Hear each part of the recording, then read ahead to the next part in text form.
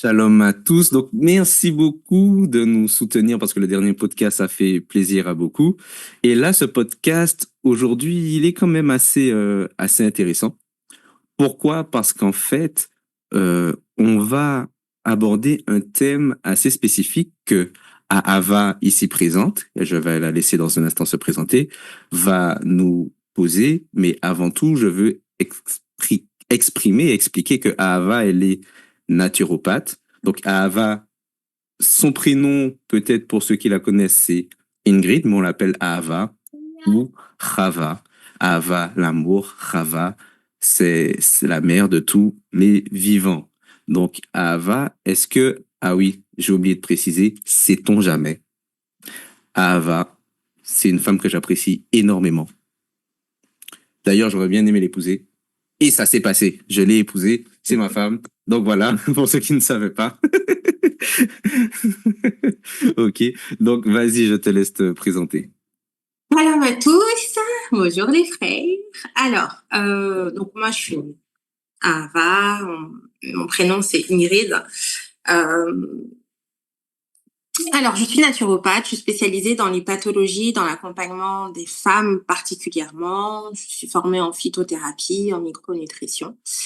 Et ma question aujourd'hui, c'est est-ce que prendre soin de sa santé et prendre soin de soi euh, est incompatible avec la foi ou est en opposition avec la foi? Je pose cette question parce que, étant également croyante, euh, j'ai été souvent confrontée à de vives réactions concernant mon métier. Euh, et en fait, dans l'esprit de beaucoup, la santé appartient uniquement au spirituel. Voilà. Si on est en santé, c'est parce que Dieu a décidé qu'on était en santé. Point. Voilà. Donc, j'aimerais avoir votre avis, puis j'aimerais partager ce sujet avec vous et que vous me donniez votre vision des choses. Voilà. Magnifique, magnifique. Donc très beau sujet, c'est-à-dire la santé, prendre soin de soi. Qu'en est-il de la Bible? Écoutez, on va commencer cet échange. Déjà, qui peut-être qui voudrait réagir et donner son avis vis-à-vis de ça. J'aurais un avis. Pour moi, la première pensée qui me vient en tête dès que j'entends la question et le commentaire, c'est ce que la Bible nous dit en fait concernant l'arbre de vie, l'Apocalypse. La Bible se termine sur l'Apocalypse en parlant de l'arbre de vie et en disant que ces feuilles serviront en fait à la guérison des nations. Donc, donc le dernier livre nous parle de ça et le premier livre de la Genèse nous parle également en fait de cet arbre et de la végétation et du coup effectivement de cet arbre qui se trouve dès le début pour l'homme qui doit manger de tout arbre fruitier et on retrouve également en fait ce sens du rapport de l'homme en fait avec l'arbre également en fait dans Ézéchiel où on parle également en fait des plantes et de l'arbre justement qui servent en fait à guérir en fait des différents maux, des différentes maladies. Donc, à mon sens, dès le début, on a le côté à la fois spirituel qu'on retrouve dans l'Apocalypse, mais également le côté physique qu'on retrouve dans le Jardin d'Éden et dans Ézéchiel, qui nous parle d'emblée que les deux ne sont pas incompatibles, mais se complètent. Et toi, Greg? Dans un premier temps, ouais, c'est un débat pour moi très intéressant parce qu'effectivement, dans nos milieux, on va dire, on néglige un petit peu le fait de prendre soin de soi. Alors, pourquoi? Tout simplement parce que la Bible ne détaille pas forcément tout explicitement. Il y a plutôt des allusions. Pourquoi? Parce que c'est un livre et on peut pas tout détailler dans un livre. On peut pas détailler toute une vie, toute la vie humaine ou les détails. Donc, et beaucoup de personnes se disent il y a certaines choses où la Bible ne dit pas, donc je pense que c'est pas nécessaire de. Et je pense qu'aussi dans nos milieux chrétiens, il faut le dire, on est aussi influencé par le grec, les Grecs, parce que les Grecs, ils avaient la pensée de dire que le corps était quelque part, entre guillemets, une pourriture. Donc le corps ne servait à rien, c'était l'âme qui était important. Et avec ça, très souvent, on s'est dit, le reste, moi je prie, le reste c'est Dieu qui va faire. Et quand on lit la Bible avec pas avec ces genres de lunettes, mais avec beaucoup de détails et de être beaucoup plus rigoureux dans notre lecture, on comprend qu'en fait, le fait de prendre soin de soi est très important. Et il y a beaucoup de commandements qui sont faits par rapport à la santé, alors que ça soit la santé mentale et la santé physique. Et je pense que le premier passage que je peux donner, je pense que c'est un Corinthiens 6, où Paul va dire que notre corps est le temple du Saint-Esprit.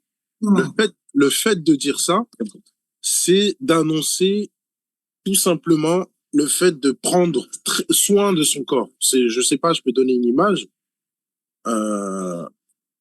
C'est comme si que dans une maison, on a une maison, et dans cette maison, on invite quelqu'un de très important à vivre avec nous.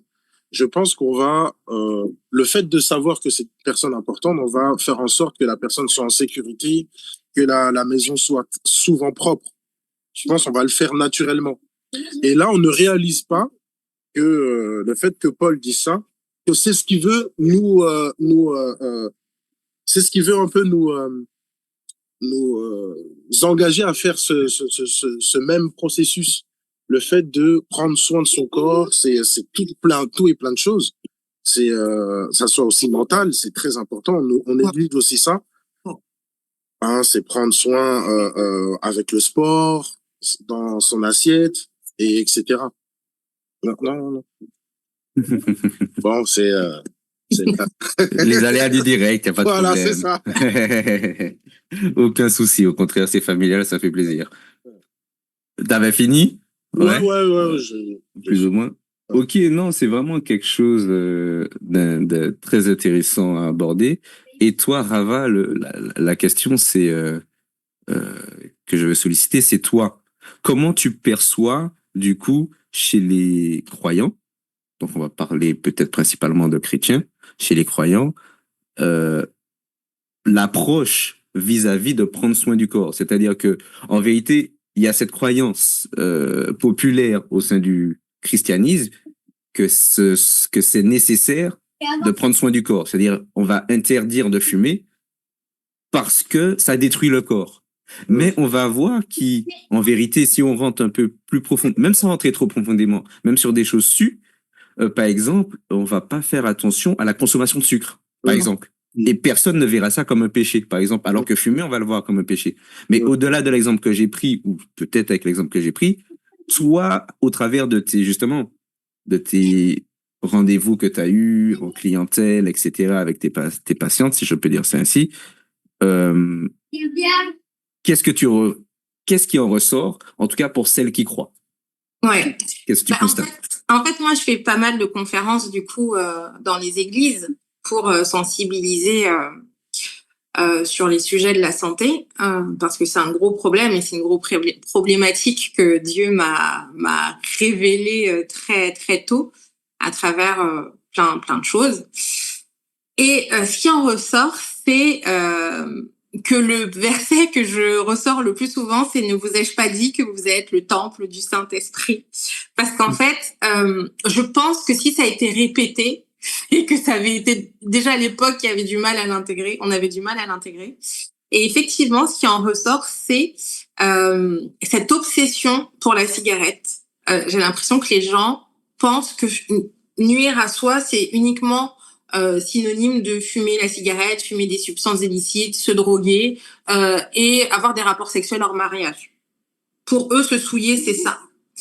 Et je leur dis toujours, mais en fait, ne serait-ce que quand on regarde les agapes, Les agapes sont très sucrées, les agapes sont très grasses, les agapes sont une publicité pour moi de malbouffe et de valorisation de tout ce qui est hyper transformé en fait. On est vraiment dans la valorisation de l'industrie agroalimentaire plus. Moi, ça, personnellement, à mon niveau, ça m'embête beaucoup parce que, en fait, on lutte contre le monde, on est ennemi du monde, mais ce que je leur dis en général quand je vois un peu ce qu'ils mangent, c'est mais le monde, vous l'avez clairement invité dans vos assiettes et vous avez fait un avec lui en fait. Donc c'est ce que j'ai noté. J'ai noté qu'en fait on se rend pas compte qu'on a des idoles comme le sucre.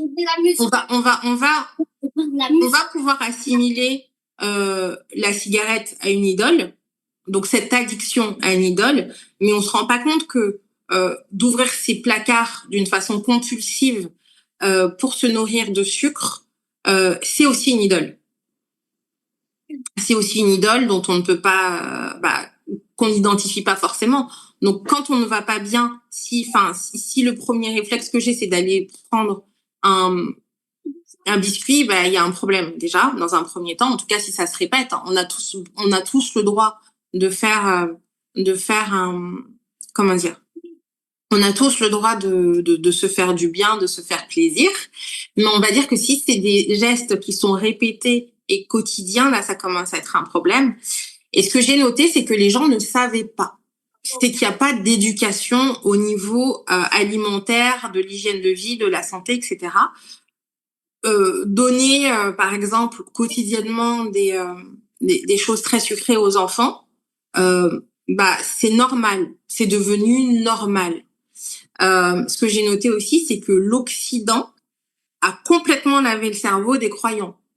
Ne serait-ce que ce soit dans la cuisine, que ce soit dans les habitudes d'hygiène de vie, etc. Et ne serait-ce que dans le soin.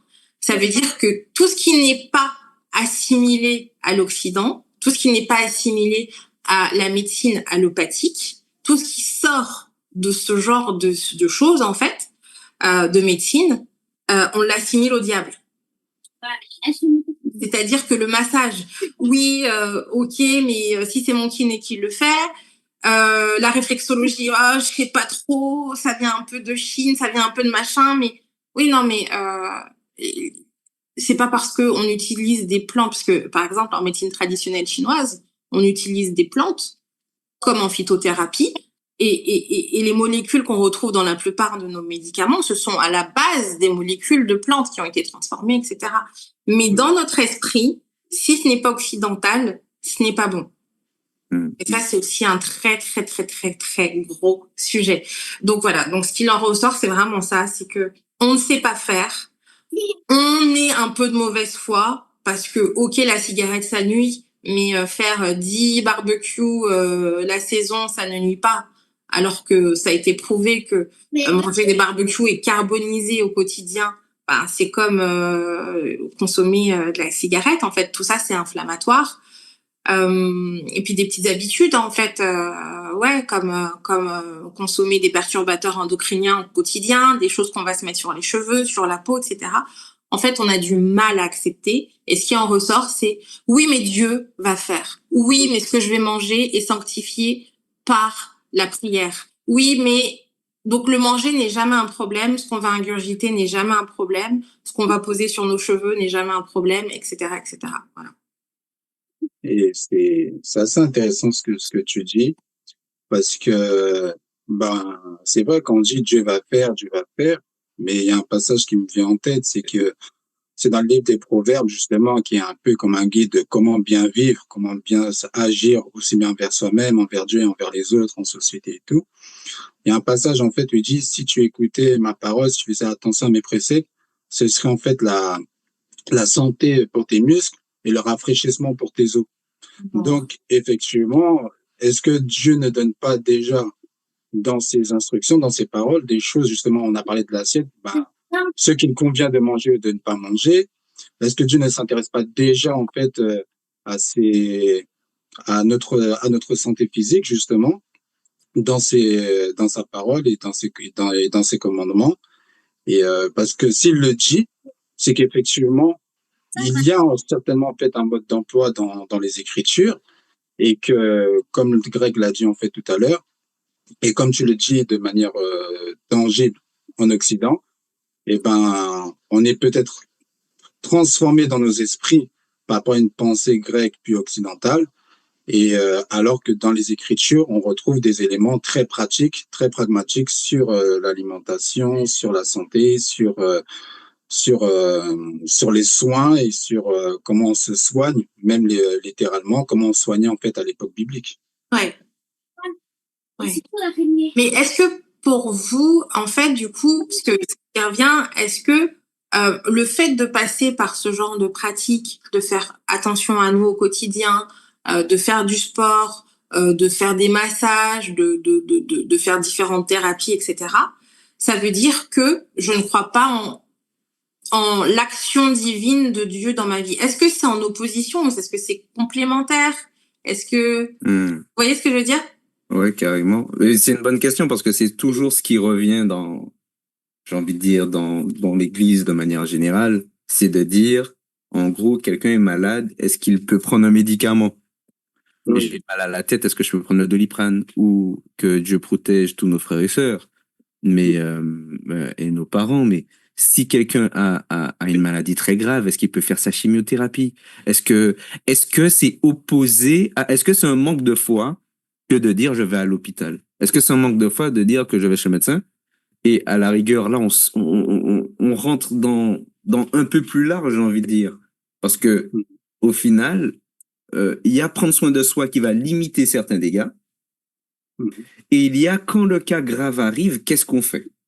Et peu importe le pourquoi du cas grave, ça arrive que malheureusement pour Dieu est maître du monde, il sait le pourquoi du comment, des gens qui prennent du coup soin de leur santé attrapent des choses, et des fois ça peut être pour je ne sais quelle raison, le stress, le mal manger ou peu importe, ils attrapent des maladies.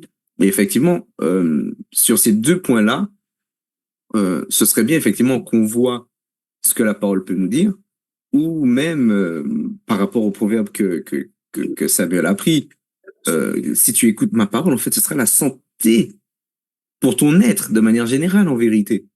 Et donc, est-ce que il peut y avoir un rapprochement entre la santé, ce que la parole dit, est-ce qu'elle nous dit vraiment des choses pour la santé? Si oui, comment l'apercevoir du coup? Comment l'apercevoir? Et voilà. Sachant que j'ai trouvé un passage dans le Siracide que je trouve très intéressant. Le Siracide, pour ceux qui ne savent pas, c'est un livre deutéro-canonique. Donc, il fait partie de la Bible catholique, mais pour beaucoup de protestants est considéré comme apocryphe. Mais on voit des passages du Siracide dans le Talmud. Donc, on sait que c'était considéré par les Juifs de l'époque.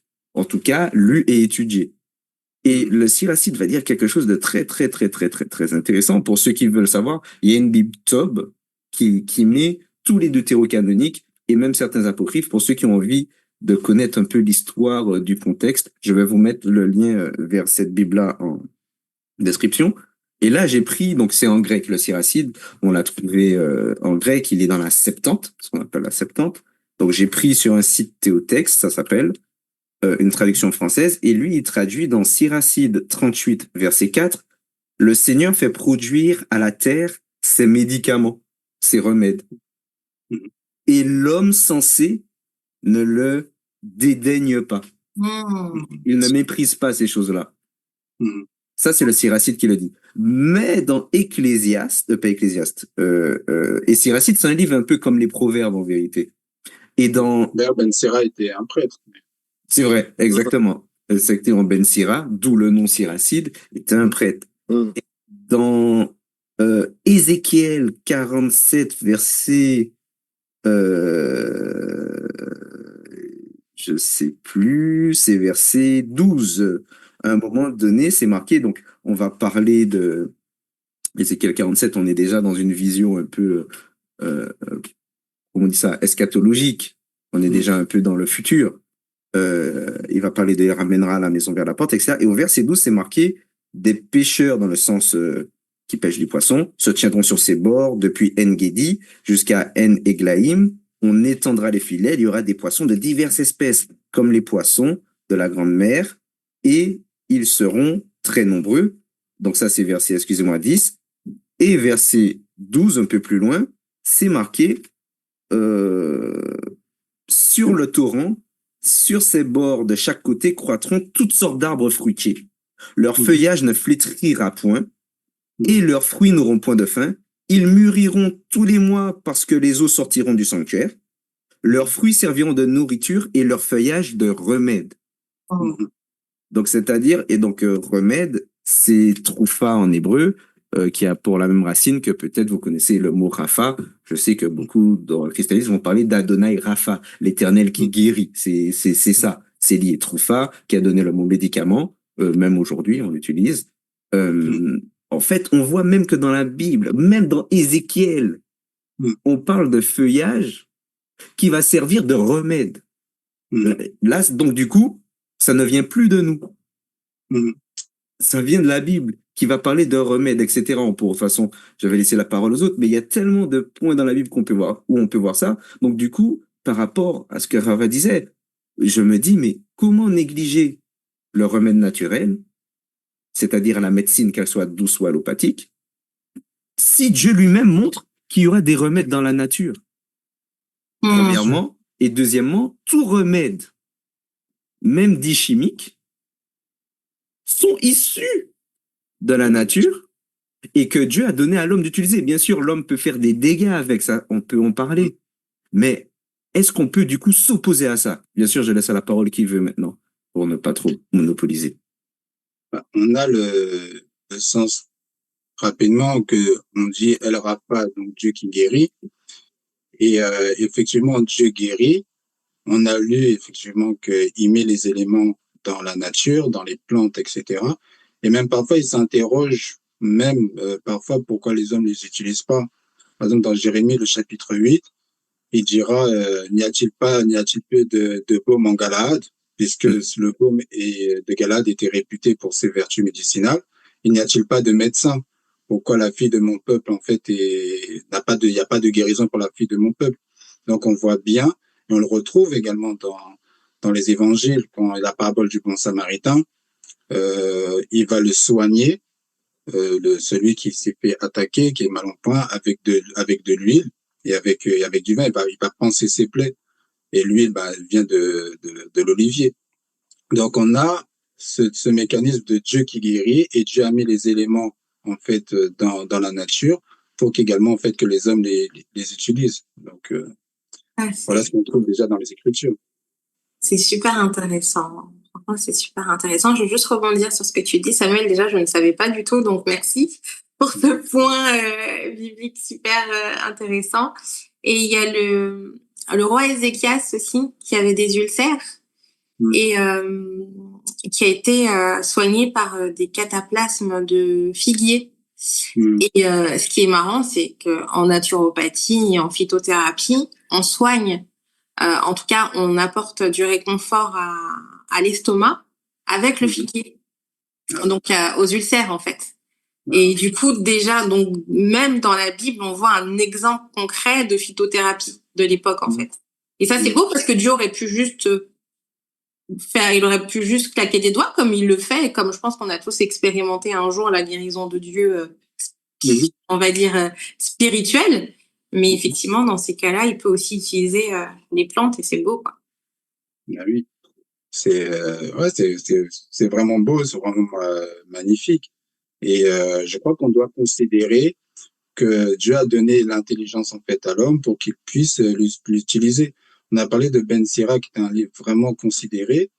Dans la même veine, il y a un passage dans le livre de Jubilé, qui est aussi un livre qui pouvait être considéré en fait à l'époque, qui fait partie de la littérature du Second Temple, et mais qui n'a pas été retenu. Mais il y a un passage qui est assez édifiant, où justement les hommes on est à l'époque du déluge, où les hommes sont remplis de maladies de plusieurs sortes, et des fois causées par des esprits impurs. Et il y a ce sens où Dieu en fait envoie des anges en fait à Noé pour justement lui expliquer comment la guérison. Je vais lire en fait rapidement en fait ce passage-là. En fait, voilà, il est écrit, nous avons dit à Noé les remèdes de tous les maux qui infligent ainsi que leur séduction, afin qu'ils soignent au moyen des plantes de la terre. Noé a inscrit dans un livre tout ce que nous l'avons enseigné sur toutes sortes de remèdes, et les esprits mauvais ont été tenus à l'écart des fils de Noé. Celui-ci donna à son fils aîné Sem tout ce qu'il avait écrit, car il aimait le plus parmi tous les fils. Donc en fait, on a ce passage effectivement où Dieu en fait instruit Noé sur les plantes et les remèdes. Et ces choses-là, on va les retrouver dans les exemples qu'on a vus avec Ézéchias, comme on va le retrouver en fait avec le baume de Galade, où on peut même encore parler des mandragores dans l'histoire fameuse de Rachel et Léa pour favoriser la fertilité. Ouais. En vrai, ces choses ne sont pas exclues dans les Écritures, elles font vraiment partie imprégnante. Et le Seigneur va le rappeler, si tu écoutais ma parole, si tu écoutais, tu faisais attention à mes préceptes, tu ferais justement la santé pour tes muscles, le rafraîchissement pour tes os. Carrément, carrément. Et c'est magnifique. J'aime bien pour rebondir, pour ne pas oublier. Après, Greg, j'aurais bien aimé avoir ton avis sur tout ça.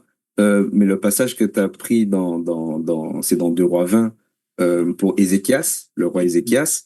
Et c'est le prophète Ésaïe, en fait. Et c'est fort parce que, au final, Ézéchias, c'est qu'il va mourir. Il va mourir.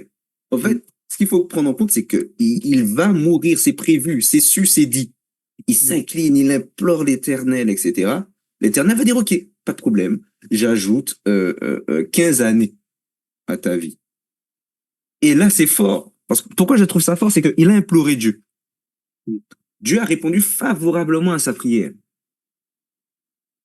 Nous, on pourrait dire, Dieu a guéri. Dieu m'a dit qu'il me guérit, donc c'est bon. Non. Ce qui est fort, c'est qu'après la réponse de Dieu, il va faire un gâteau de figue, donc qu'on appelle cataplasme, comme tu as dit, au final. Il va faire un gâteau de figue pour mettre sur l'ulcère. Mais attends, Dieu a dit il va guérir. Toi, tu es prophète. Tu es roi. Dieu t'a répondu. Pourquoi tu prends un élément naturel et on ne dit pas Dieu lui a dit de le faire? Non. C'est pas marqué. On peut supposer parce que c'est un prophète à l'époque, mais on va pas spéculer. On peut spéculer, mais on va pas le faire. Dieu ne lui a pas dit, en tout cas pas dans le texte. Dieu a dit, par contre, j'ajoute 15 années. Pourquoi? Pourquoi? Il fait le gâteau pour mettre sur l'ulcère. Alors qu'il a dit qu'il guérit. Et c'est comme nous aujourd'hui. Dieu m'a dit, je guéris. Est-ce que quand Dieu me dit, je dois rester passif? Je dois quand même être actif dans ce que Dieu m'a donné. Parce que c'est ça la vraie question. Quand Dieu me dit, je te guéris, est-ce que ça veut dire, je sais pas, je dis n'importe quoi, hein, quelqu'un a un diabète, ah, Dieu m'a dit, il me guérit du diabète. Donc, je vais manger maintenant que des crêpes au sucre. Je m'en fiche. Je fais que ça tout le temps, tout le temps, tout le temps. Est-ce que ça veut dire ça? Non, Dieu me guérit, mais je sais que c'est pas bon pour le corps, donc je garde le style de vie. Je vais peut-être continuer à prendre, j'extrapole, des tisanes qui vont réguler le sucre, comme on dit. Parce que, voilà, mais Dieu m'a guéri, et c'est très bien. C'est comme Jacob. Dieu dit à Jacob de retourner en Canaan, mais quand il apprend qu'il y a Esav, son frère Ésaü, il a peur. Il dit, bon, Dieu m'a dit de retourner, mais il y a quand même problème. Il y a mon frère là-bas, on va faire 2 groupes. Dans le cas où, on va voir comment on gère. Mais Dieu t'a parlé. Et c'est là qu'on voit que tous les patriarches, avant le don de la Torah et après, ont à peu près toujours le même comportement qui rentre, selon moi, selon ce qu'on comprend au travers de Jérémie, au travers d'Ézéchiel, au travers du livre des rois, parce que ce cantique est repris aussi dans le livre d'Ésaïe. On voit que c'est voulu de Dieu, dans Apocalypse, comme tu as cité Shmuel au début, c'est voulu de Dieu que ces choses existent et que l'homme l'utilise. Mais nous, on y fait un rejet. Mais on fait pas un rejet que des plantes, on fait même un rejet de cette médecine qui est utilisée, parce qu'eux, ils utilisent la médecine de l'époque, en vérité. C'est tout. C'est juste qu'ils n'avaient pas de chimio, ils n'avaient pas de piqûre pour l'insuline, etc. Mais sinon, c'est sûr et certain, ils l'auraient fait. J'écoutais un rabbin qui disait, nous, on prend le médicament en sachant que c'est Dieu qui guérit.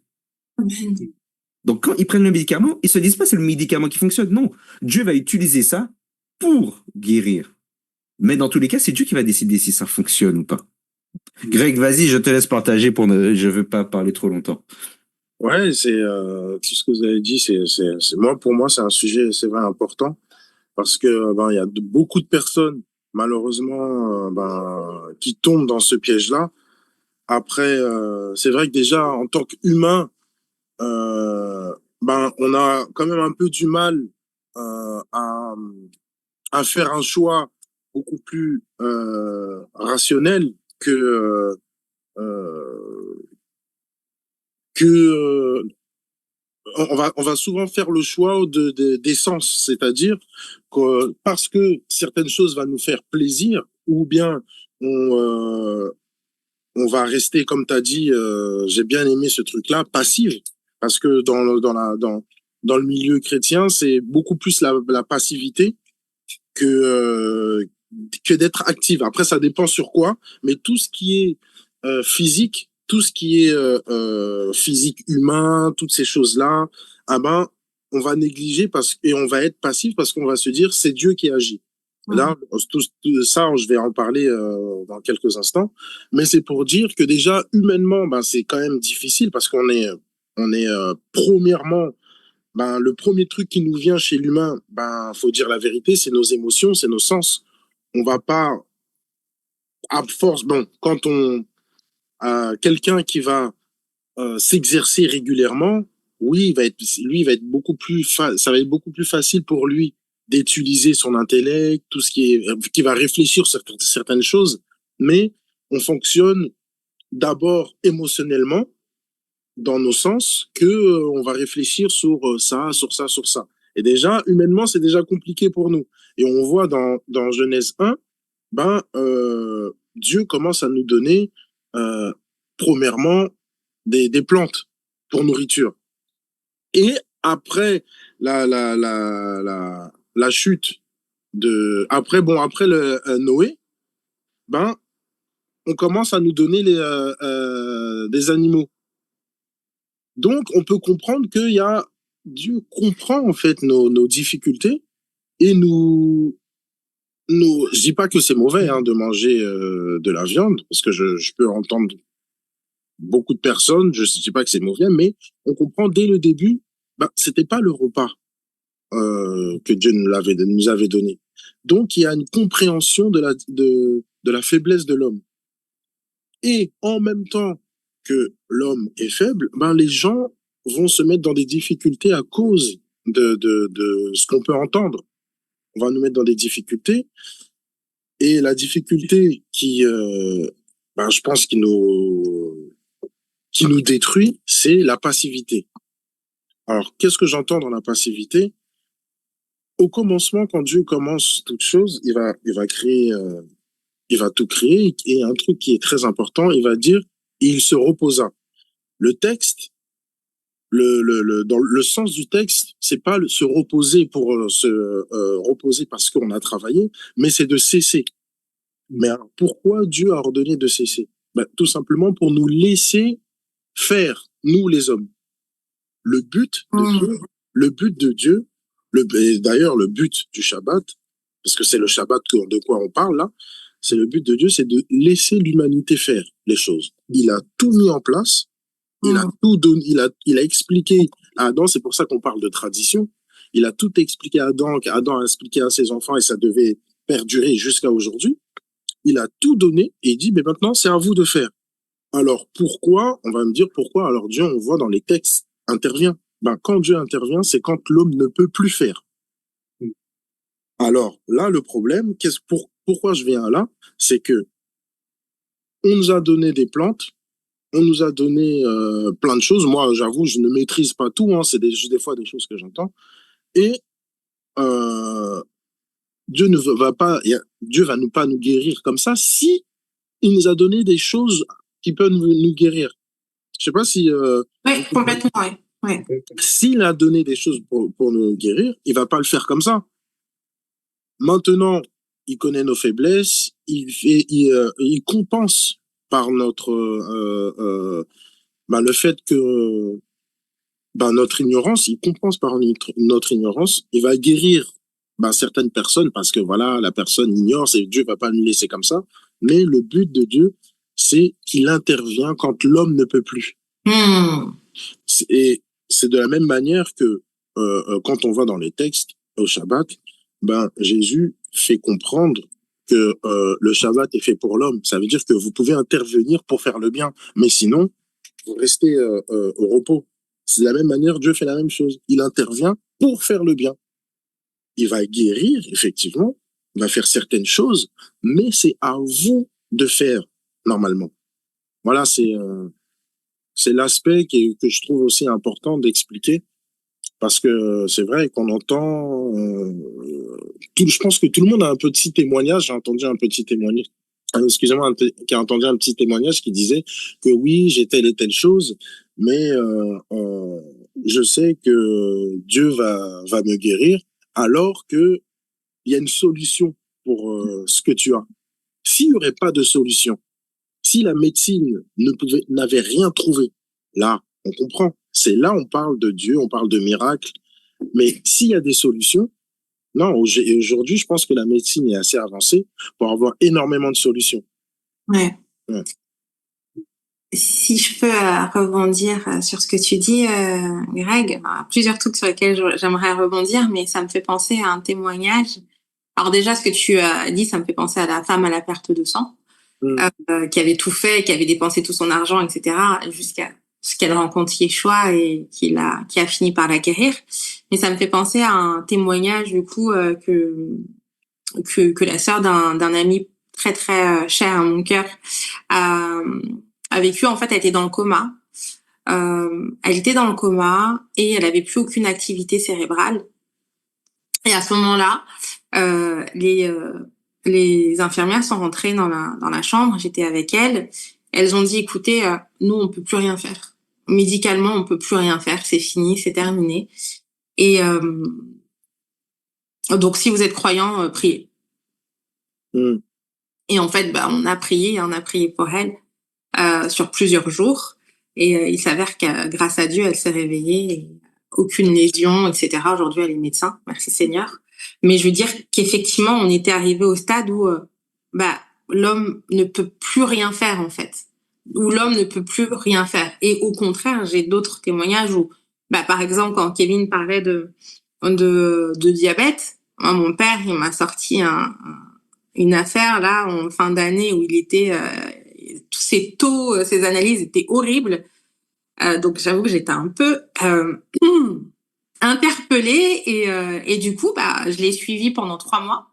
En fait, il devait se faire opérer et ils ont annulé l'opération tellement ses taux étaient mauvais en fait. Donc ça c'est quand même très grave. Et en 3 mois, tous ses taux étaient redevenus normaux. Mais pour ça, il a fait énormément d'efforts. C'est-à-dire que toutes les instructions que je lui ai données, il les a suivies, mais à la lettre, vraiment à la lettre. Et son anesthésiste a donc vu ses taux et elle a dit mais qu'est-ce que vous avez fait en fait? C'est pas possible, j'ai jamais vu ça. Et elle a dit, ma sœur, elle a dit, ça c'est ma sœur, elle est naturopathe, elle s'est chargée de lui. Et moi, je crois au fait qu'on est vraiment tripartite. C'est-à-dire que je vais pas m'accorder toute la gloire, en fait. Je vais pas me dire, oui, c'est moi, je suis trop forte, je suis une super naturopathe. Oui, je pense être une bonne naturopathe. Mais je pense aussi être inspirée, avoir la connaissance, etc., etc., et que Dieu a fait. Parce que pendant que j'ai donné le traitement à mon père, j'ai beaucoup prié pour lui aussi. Pour qu'il soit totalement guéri. C'est-à-dire que, à ce moment-là, j'étais pas juste la naturopathe, ou j'étais pas seulement la fille spirituelle, j'étais sa fille, un être, c'était la fille de Dieu, et qui a agi sur plusieurs aspects. Je sais pas si vous voyez ce que je veux dire. Et du coup, dans tout ça, moi, ma question, c'est à quel moment on a décidé que Dieu était uniquement spirituel? Bonne question. Mais je crois que Greg en a parlé un peu tout à l'heure avec l'influence grecque et l'influence du gnosticisme qui prônait la contemplation de l'esprit pour le mépris du corps, considérant le corps comme étant une prison. Et ça a beaucoup influencé les pères de l'Église, en fait, ça s'est infusé dans tout le christianisme. Et du coup, oui, il y a une glorification du spirituel et un mépris de tout ce qui peut être physique, matériel. Et du coup, c'est rentré en fait complètement dans les pensées. Donc, je crois vraiment en fait que ça vient de là, mais ce n'est pas ce que montrent les Écritures. D'ailleurs, il y a un exemple où le spirituel et le physique sont mêlés, à la fois en fait avec Jésus lui-même. À un moment, Jésus guérit en fait un aveugle, et justement, il va le guérir, mais il va appliquer en fait de la salive et de la boue. Il va utiliser en fait des éléments physiques où en fait Yeshua justement donc va guérir, mais utilise en fait ces deux éléments-là. Et on sait effectivement l'homme est fait en fait à travers la poussière du sol, donc forcément l'argile, la boue, etc. sert également en fait à réparer l'homme. Donc on voit que Yeshua même dans le geste il le pratique. Et il y a aussi la partie spirituelle parce que le jeûne, la prière permettent également en fait de guérir. Et je crois que quand on utilise, que ce soit l'alimentation ou les éléments physiques, on sait par exemple que le soleil a forcément un impact sur notre corps, mais aussi un impact sur notre humeur et donc sur notre esprit. Et donc ce que nous faisons, ce que le corps, l'être humain étant lié par le corps, l'âme et l'esprit, bah forcément ce que nous faisons, que ce soit à travers les chants, à travers les prières, à travers le jeûne, peut avoir une influence en fait sur le corps, sur l'esprit et également en fait les éléments physiques. Donc je crois qu'il ne faut pas délier les trois, mais que les trois sont liés et que Dieu, lorsqu'il guérit, il guérit en fait sur les trois aspects, sur le physique et sur l'esprit, sur l'âme, sur la santé mentale, sur le repos. D'ailleurs, lorsqu'on a parlé du Shabbat, du repos, bah c'est entre guillemets, si je pourrais paraphraser comme ça, c'est comme si Dieu il serait le premier à dire prends soin de toi, prends un temps pour toi, si je pourrais dire comme ça. Et donc Dieu agit aussi bien sur le physique, sur l'âme et sur l'esprit des êtres, en fait, des humains. Ouais, carrément. Carrément, parce que, ben, en vrai, je me dis, enfin, je suis arrivé à cette conclusion. C'est-à-dire que, à un moment donné, au travers de tout ce que Samuel et Greg ont dit, à un moment donné, les croyants sont arrivés à ne plus vouloir être des hommes. C'est-à-dire qu'on est devenu, quand on prie Dieu, on veut être des robots. C'est-à-dire, je ne veux plus faire de choix. Je ne veux plus m'occuper de quoi que ce soit. C'est-à-dire qu'il y a des choses qui vont faire par la force des choses. On est obligé de manger et boire, ils vont trouver ça normal. Maintenant, dire que je peux manger ou pas manger une chose, ça devient difficile. Et je parle même pas de cache-croûte, c'est-à-dire les aliments autorisés ou interdits. Parce que Dieu n'a pas interdit le sucre. Mais Dieu donne la sagesse et l'intelligence à l'homme. On sait que manger du sucre, mange que du sucre, ton corps va se dégrader. Et Dieu va dire dans sa parole qu'il a donné l'herbe, le feuillage comme remède, mais il n'a jamais dit quelle feuille va être le remède. Donc comment on fait pour savoir quelle feuille est un remède et quelle feuille ne l'est pas?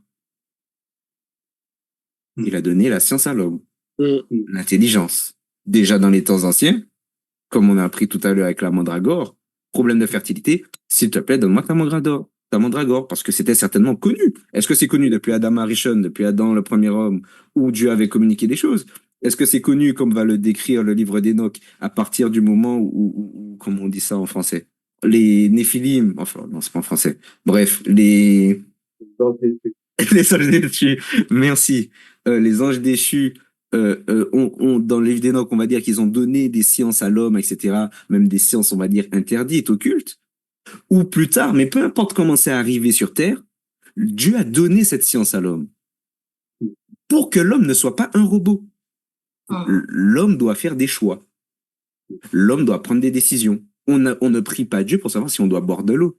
Quand on a des enfants, on va dire bois de l'eau, il fait chaud. On va pas demander à Dieu, Seigneur, est-ce que je dois boire de l'eau? Non, parce que c'est normal et c'est connu et c'est inscrit dans nos gènes que c'est nécessaire de boire de l'eau et de manger. Sinon, on donne plus jamais de légumes à nos enfants, on donne plus je dis qu'on nourrit mal nos enfants. Donnez-leur que des gâteaux, donnez-leur que des bonbons. Non, on ne le fait pas parce que c'est pas bon. Et pourtant, il n'y a pas de loi dans la Torah qui dit ne donne pas de bonbons à ton enfant ou ne donne pas de sucre. Le sucre est important pour l'homme. On a besoin de glucides, on a besoin de lipides. Mais c'est les doses, c'est la manière de manger que Dieu va dire là, ça, je vous laisse cette charge-là. Ayez la science, apprenez, jardinez, arrosez. Et ça, le problème, c'est qu'on est devenu je parle plutôt du côté chrétien. Le judaïsme, ils sont différents. Vraiment. Et l'islam, c'est pas mon domaine, j'en parle pas. Mais dans le judaïsme, ils sont différents. Dans le christianisme, tout le monde n'est pas comme ça, mais on aime être assisté par Dieu. Comme ça, s'il y a une erreur, c'est pas nous. On va faire comme madame. C'est pas nous. C'est la femme que tu m'as donnée. C'est pas moi qui ai fait le choix. C'est pas moi qui ai pris trop de sucre ou pas assez de sucre. Si tu avais été clair, j'aurais pas fait. Si tu m'avais pas donné cette femme, j'aurais pas fait. En fait, on veut être un peu comme Adam Arishon, un peu assisté, bien qu'Adam Arishon ne l'était pas, mais on veut être un peu sans responsabilité. On aime ça. Et non seulement on veut être sans responsabilité, en plus on veut que Dieu fasse comme on veut. Seigneur, je t'ai prié, comme ça tu ne m'as pas guéri. Comme si nous étions maîtres à la place de Dieu. Je vous laisse la parole, bien sûr. Et n'hésite pas à réagir, hein, si tu veux. En fait, j'ai 2 questions par rapport à ce que tu dis. Déjà, la première, c'est est-ce que il n'y a pas un attrait particulier pour le magico-religieux, le extraordinaire, le waouh, le Dieu a fait, et un espèce peut-être d'orgueil à Dieu m'a guéri sans faire intervenir les médecins, ou j'ai eu un enfant sans faire appel aux médecins ou sans faire appel aux plantes, etc., etc. Et une autre question, je vais la poser maintenant parce que j'allais l'oublier. Parfois, on a envie de valoriser la relation avec le Saint-Esprit. Tu vois, quand tu dis oui, mais on veut pas être des robots. Pour les croyants, ce que tu décris, c'est pas être un robot, c'est être inspiré du Saint-Esprit. C'est ne jamais agir sans l'aval de Dieu. Donc, je sais pas si vous avez noté les 2 questions, mais est-ce que vous pouvez répondre à ça aussi? Moi, j'aimerais bien parler de l'aspect blessure d'âme, parce que c'est aussi de la santé. C'est quelque chose qu'on des fois on fait pas attention. On fait pas attention, parce qu'en fait on a un tas de blessures. Donc des fois les blessures les plus insignifiantes, si je peux dire, pour nous, en fait ça a de l'impact. Par exemple, tu as expliqué que c'est vrai qu'il y a beaucoup de personnes qui ont cet attrait-là à dire que effectivement c'est Dieu qui fait, il me guérit et rien d'autre. Et il y a ce truc-là, l'attrait au miracle. Alors miracle, c'est très très bien, mais je pense qu'il faut doser déjà, premièrement, et deuxièmement, c'est aussi se dire que je suis proche de Dieu, je suis aimé de Dieu. Et quand on fouille bien, c'est quelque part, il y a une blessure d'âme. Tu vois, il y a une blessure d'âme parce que quand tu es aimé de Dieu, oui, c'est bien de le dire. C'est bien de le dire parce que quand il y a quelque chose que tu aimes et qui t'aime, ça fait partie de l'amour de le sortir de toi-même. Mais là, c'est un peu dans l'extrême parce que c'est omnibulé par ça.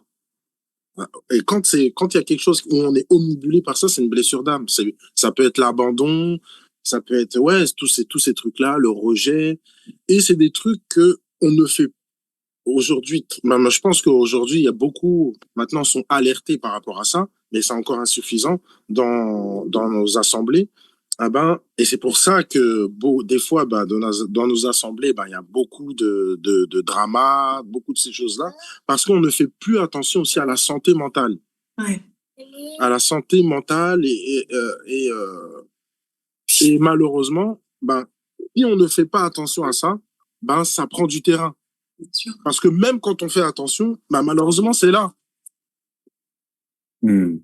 Donc, ouais, je pense que c'est aussi un sujet où je pense qu'on doit aussi beaucoup parler parce que c'est quelque chose qu'on oublie, qu'on met un peu de côté. Je vais dire, je vais beaucoup préciser, excusez-nous pour les hommes, mais surtout aussi pour les hommes parce que on va se dire qu'on est bah, c'est comme ça qu'on nous a appris, hein, qu'on est fort, émotionnellement on est très fort, donc on met ça de côté. Mais il faut savoir qu'aussi l'homme aussi a ses problèmes psychiques. Oui, bien sûr. Ouais. Il faudrait déjà le considérer. Oui. Voilà, c'est ça. Il faudrait déjà l'accepter. Oui. En fait, les hommes ne l'expriment pas. Ils sont pas comme les femmes. Les femmes déjà hormonalement, elles sont disposées différemment. Et les hommes n'ont pas cette capacité de communication. Ça se passe déjà dans le ventre de maman. Hein. On va dire les circuits de la communication sont éliminés en partie avec la testostérone. Donc en fait, mais c'est pas parce qu'ils n'ont pas cette communication plus facile que les femmes que pour autant les choses ils les ressentent pas. Et c'est vrai, c'est hyper important. La santé mentale, pour moi, c'est la clé de tout. Hein. T'as raison, mais même au-delà de nous, en tant qu'hommes, je veux dire, on doit réussir à considérer ça. Il faudrait déjà que l'Église considère la santé mentale. Parce que moi, c'est ce que je veux dire, c'est que va dire à quelqu'un, ah, je suis pas bien psychologiquement. Les psychologues de l'Église, c'est là. Je sais pas quoi, connais même pas tous les noms. De toute façon, c'est d'un côté de médecine pour la santé mentale, c'est out. C'est soit je stigmatise pas, c'est-à-dire je fais un global. Je dis pas que tout le monde pense comme ça. Il faut bien prendre en compte ce que je dis. On discute, on échange, on est assez libre et rien n'est préparé en plus. C'est soit un esprit qui te dérange, soit tu n'es pas assez proche du Saint-Esprit. Je dis pas que ça peut pas être vrai. Bien sûr que je disais à un frère la dernière fois, lis ta Bible, tu verras que tu vas gagner 10 ans de thérapie. Mais c'est vrai, je vais pas dire que c'est pas vrai, c'est vrai. Prie, tu vas gagner des années de vie. C'est vrai.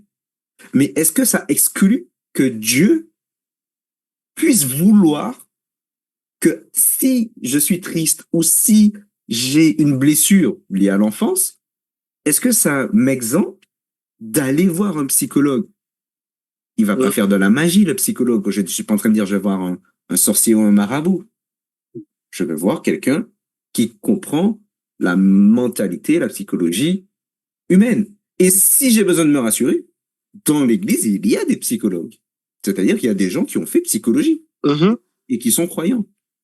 Donc je peux peut-être aller les voir. Mais le problème, c'est que dans l'église même, c'est déjà tabou de parler de santé mentale. Parce que ça va forcément être lié à un problème de foi. Comme toute maladie. Comme toutes les maladies qui sont considérées comme un problème de foi. Si t'es pas guéri, c'est que tu ne crois pas. C'est vrai, malheureusement. C'est vrai. Tu disais quoi, Chemin? J'ai pas entendu. Moi, je disais que alors que la Bible, elle en parle de la santé mentale. Bien sûr. Dans le Proverbe, ou encore même dans les psaumes. Mais si on prend l'exemple d'Ecclésiaste ou de Proverbes, on attribue la plupart, en fait, des écrits, en fait, à Salomon. Et Salomon était réputé justement pour sa sagesse, pour son intelligence, et lui-même, il a dit, il a tout étudié. Et effectivement, on trouve également en fait des conseils, on trouve également en fait des choses. En fait, l'écriture en fait en parle. Elle en parlait en fait dans les Écritures, elle en parle également en fait à travers les hommes, même en fait aujourd'hui. Mais c'est vrai que dans l'Église, la santé mentale, les choses liées en fait même à la dépression ou quoi que ce soit, est déjà criminalisé. Déjà le fait de pas se sentir bien. Et du coup, effectivement, les assemblées, les frères et sœurs, l'Église n'est pas forcément en fait au fait en fait de ces choses.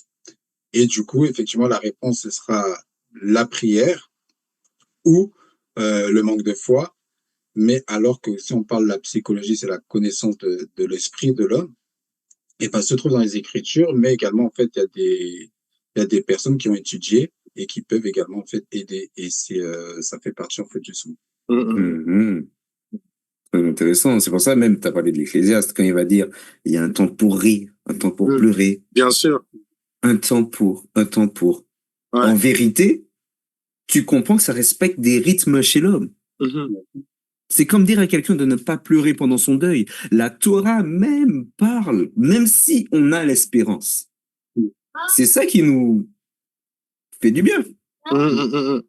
C'est ça qui nous rassure. C'est ce qui fait qu'on va pas rester en deuil toute notre vie et sombrer dans la dépression, bien que ça puisse arriver. Je ne les juge pas, ceux à qui ça arrive. Mhm. Mais notre espérance nous aide dans tous les cas. Puisque, comme Paul dit, on peut pas vivre comme ceux qui n'ont pas d'espérance. Mais Dieu donne quand même le temps à l'homme de dire, dans tous les cas, ce sera difficile pour toi. Mhm. Donc, voici comment doit se dérouler le deuil pour cadrer le deuil. Donc, Dieu a même voulu cadrer même l'aspect deuil. Mhm. Là, on a basculé sur l'aspect mental, mais on voit que Dieu cadre tous les aspects de la vie de l'homme pour que l'homme soit en bonne condition de vie. Que ce soit l'alimentation, il cadre. Mhm. Que ce soit le psychologique, en fait, il cadre. Et en fait, tu as raison, il parle de l'aspect psychologique. Mhm.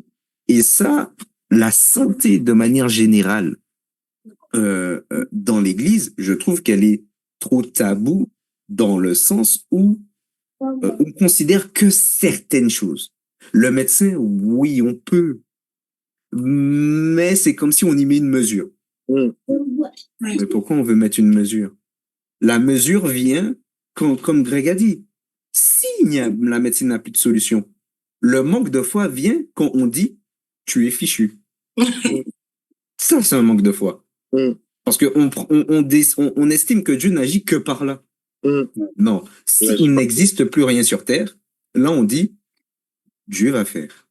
Parce que les hommes, il va les surprendre. Et nous, on met notre foi dans ça. Mhm. Et ça va marcher. Et si ça ne marche pas, c'est que Dieu ne voulait pas. Parce qu'on a tendance à dire si ça ne marche pas, c'est que tu n'avais pas la foi. Ben, attends, moi je suis Dieu, ou tu es Dieu pour savoir que cet homme n'avait pas la foi quand il a prié, ou que cette femme n'avait pas la foi quand elle a prié. Des fois, Dieu veut pas. Dieu veut peut-être récupérer son enfant. T'as dit quoi? Et on rajoute de la culpabilité au problème. Voilà. Le problème, Rama, elle a dit quelque chose d'intéressant par rapport au fait que dans le christianisme, on glorifie beaucoup le surnaturel, oui, parce que effectivement, Dieu agit par le surnaturel, mais il agit aussi par le naturel. Mais le fait de, de voir que par là et de négliger le naturel, ça transpire simplement en fait que notre l'image qu'on se fait en fait de Dieu est partielle. Et du coup, lorsqu'il vient par un sens naturel, on le reconnaît pas et on le méprise. Parce que c'est un peu ce qui s'est passé, si je prends dans un sens, voilà, un peu plus gobelin pour comprendre, c'est qu'on attend le Messie d'une certaine manière. On dit peut-être qu'il va descendre en fait en gloire, etc. On attend, voilà, quelqu'un, voilà, selon nos aspirations, parce que Dieu agit comme ça. Et quand on va venir le charpenter, on le reconnaît pas, on le méprise. Et en fait, c'est ça, en fait, c'est que Dieu peut guérir par un moyen que toi tu méprises, alors que c'est par là que Dieu passe, en fait. C'est bien parce que c'est ça la foi, justement. C'est ça qu'on parle de foi.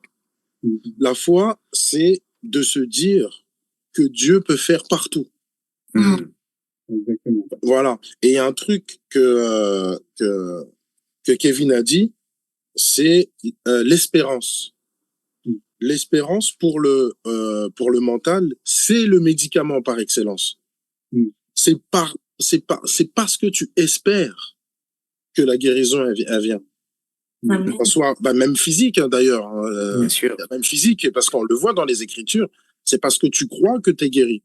Mais même mentalement, si tu peux être guéri mentalement par ta propre expérience, parce que tu as l'espérance d'eux.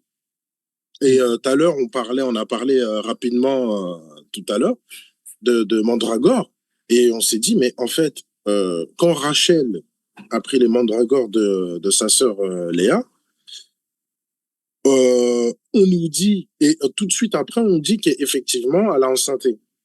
Mais le texte ne dit pas que c'est les mandragores qui a guéri Rachel. On nous dit que Dieu se souvint.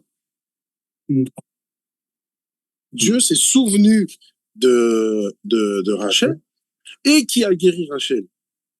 Mais c'est par les mandragores, le geste, le fait, parce qu'il aurait pu, bon, j'ai parlé de guérison, mais qui a fait, qui a enfanté. Il aurait pu faire ça avant, Ouais. mais il a fallu cet épisode-là, il a fallu ce geste. Après, effectivement, il y a beaucoup de choses qui a fait que, on peut dire oui, elle s'est aussi humiliée, elle a sacrifié son temps parce on comprend qu'ils avaient eu un temps fixé, que Léa devait aller avec Jacob à ce moment-là. Ils ont compté sûrement des jours. Bon, là c'est toi, là c'est toi. Et là, elle a sacrifié son temps. Ça voudrait dire que son temps a été sacrifié et après c'était encore le temps de Léa. C'est-à-dire qu'elle devait durer seule en bout d'un moment. On s'est dit oui, ben par espérance aussi d'avoir un enfant, elle a sacrifié son temps pour avoir un enfant. Tu vois, on peut se dire ça, mais il y a eu le geste des mandragores. Il y a toujours cette espérance A. Par exemple, on a, oui, par les plantes. Il y a des plantes qui guérissent forcément, ben, sans forcément attendre une espérance. Mais le fait de dire, ben, je prends cette plante-là et je vais être guéri, ça va être guéri. Et il y a des choses, des fois, c'est l'idée. Parce qu'on nous dit, c'est vrai qu'on nous dit aussi, les scientifiques disent que les mandragores, ils n'ont pas de preuves que ils ont fait des tests et ils ont pas de quand les scientifiques disent qu'ils n'ont pas de preuves, c'est qu'il y a eu des tests que les mandragores, ben c'est comment ça s'appelle, et pour la fertilité ils ont pour d'autres choses, mais ils ont pour la fertilité ils savent pas. Alors c'est fort possible, mais en tout cas l'espérance qu'elle a eue, ben, a fait que derrière elle a enfanté. Mmh. Mais il faut même se dire, est-ce que ce qu'ils appellent mandragore à l'époque, est-ce que c'est la même chose qu'aujourd'hui? Ouais, c'est ce que justement la tradition juive ben, pense que c'était pas vraiment des mandragores, tout ça. En tout cas, pas celle nommée aujourd'hui, puisque en vérité, il y a plein de choses où c'est vrai que l'appellation est donnée bibliquement parlant. À l'époque, c'était connu, mais pour nous aujourd'hui, même sur des noms d'animaux dans la Bible, vous allez voir des noms listés comme ça, mais sachez que quand on lit en hébreu et qu'on prend le dictionnaire, on va dire bon, c'est peut-être une espèce comme ça, comme ça, comme ça. Et ils vont trancher pour les traductions, mais exactement. C'est pas, on n'est pas sûr. Hein. C'est comme la lèpre, par exemple. On nous dit la lèpre sur deux mots différents. Tu vois? Donc, rien à voir avec la lèpre que nous connaissons aujourd'hui, qui est une maladie connue. C'est pas la même lèpre. Ouais. Pas la même lèpre. Mais en fait, les scientifiques, ils vont regarder les molécules des plantes et voir comment elles vont impacter directement le corps. Et par exemple, en médecine traditionnelle chinoise, ça va être plutôt évalué d'une façon énergétique. Et ça peut pas vraiment se tester biologiquement et scientifiquement, en fait. Certaines plantes, elles vont agir sur le flux sanguin ou le flux énergétique. Et encore une fois, ça, c'est un mot qu'on diabolise beaucoup. Mais on peut pas vraiment le tester cliniquement ou scientifiquement, tu vois. Donc peut-être que c'était aussi quelque chose de cet ordre-là, quoi. Ok. Voilà. Vraiment intéressant. Ouais. En tout cas, ça va, l'échange te plaît? Ça va? Ah oui, complètement. Bah, je pourrais rester là des heures, même si je sais que je peux pas. Mais non, mais c'est super intéressant. En fait, moi, ce qui est important pour moi, c'est que dans mon métier, je rencontre donc des femmes non croyantes et des femmes croyantes. En tous les cas, je les aide avec le même amour, mais je suis attristée parfois parce que je sais qu'il y a des possibilités pour des femmes d'avoir recours à certaines pratiques ou se faire ne serait-ce qu'aider pour avoir un bébé. D'ailleurs, il y a pas mal de femmes que j'ai suivies qui ont pu avoir des bébés parce qu'en fait, elles étaient en carence de ceci ou de cela, ou hormonalement, ça allait pas bien, bref. Et je dis certains parce que c'est certains couples n'arrivent pas à dépasser le cap de Dieu va faire uniquement par le surnaturel. Et pour moi, c'est vrai que c'est important d'avoir cet échange avec vous parce que j'aimerais que beaucoup se fassent soigner, ne serait-ce que par on parle de santé mentale. On a parfois des passés ancestraux compliqués et parfois c'est inscrit dans nos gènes et ça c'est scientifique. Ça, c'est scientifique. Et certains vont dire non, parce qu'on est en Christ, en fait, tout est derrière. Je suis d'accord, tout est derrière.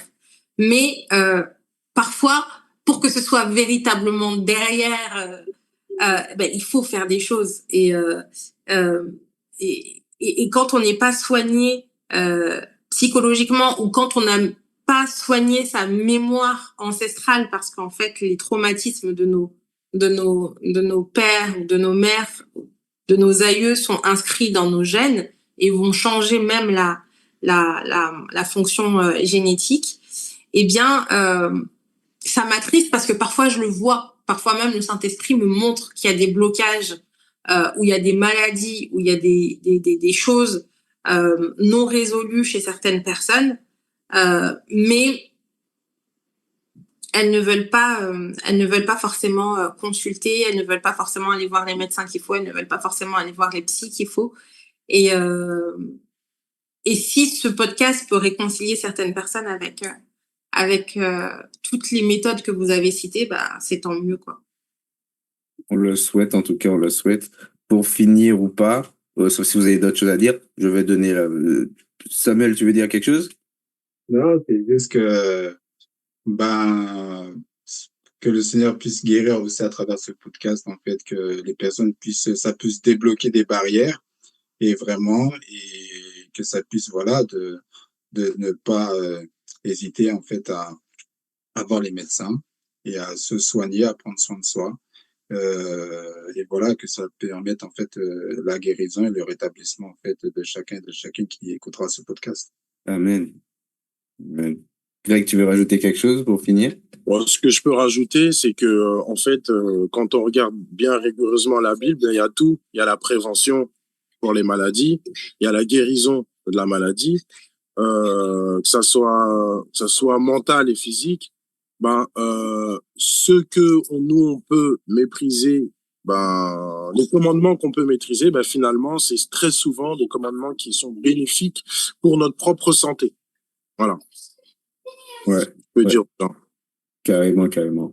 Et ne vous inquiétez pas, on a brossé le sujet de manière très générale sur la santé, mais je pense que ce sera pas le dernier podcast avec Rava. Franchement, c'était, je trouve, en tout cas, donc c'est bien sûr un avis personnel, que c'était vraiment très enrichissant, très intéressant. Et il y a plein de choses qu'on n'a pas abordées, peut-être des détails sur la phytothérapie, donc la science des plantes, si je peux dire ça comme ça, des détails peut-être une autre fois sur la santé mentale plus axée et voir bibliquement des choses plus en détail, ou même quand tu as parlé à la fin de ce qu'on va appeler le transgénérationnel, est-ce considéré ou peut-on le considérer bibliquement ou pas, même voire scientifiquement ou pas, et surtout, parce que ça va intéresser beaucoup de gens, est-ce que quand on croit en Yeshua, donc en Jésus, on peut dire ou pas on